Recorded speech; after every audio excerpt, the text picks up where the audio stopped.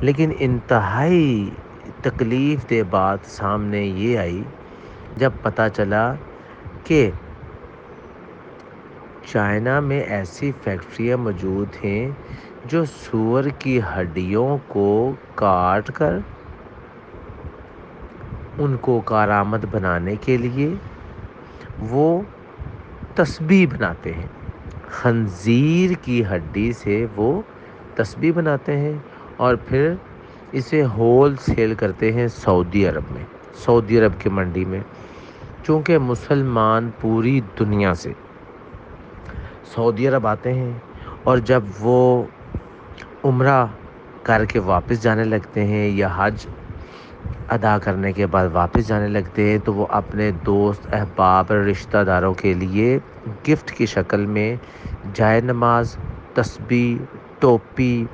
ایسی چیزیں خرید کے لے جاتے ہیں تاکہ اپنے رشتہ داروں میں،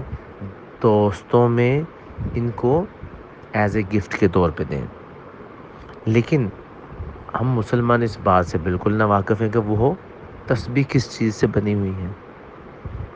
اب جب یہ بات ہم پر واضح ہو چکی ہے اور ہم اپنی آنکھوں سے اس ویڈیو کو دیکھ چکے ہیں تو ہم پر ایک بات تو لازم ہے کہ اس کو زیادہ سے زیادہ شیئر کریں تاکہ سعودی گورنمنٹ اس بات کا نوٹس لے اور ایسی تسبیح امپورٹ کرنے پر پابندی لگا دی جائے جس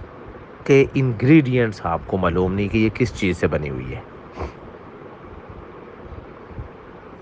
اور ہم پر بھی یہ لازم ہے کہ ہم بھی ہمارے پاس جو تسبیحاں ہیں ان کو چیک کریں کہ ہم عبادت کرنے کی غرض سے اپنی جیب میں تسبیح رکھتے ہیں اور مسجد میں لے جاتے ہیں،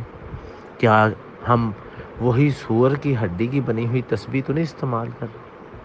تو برائے مہربانی اس بات پر غور کریں اور اس ویڈیو کو زیادہ سے زیادہ شیئر کریں تاکہ زیادہ سے زیادہ مسلمانوں کو اس بات کی آگاہی حاصل ہو۔ بہت شکریہ۔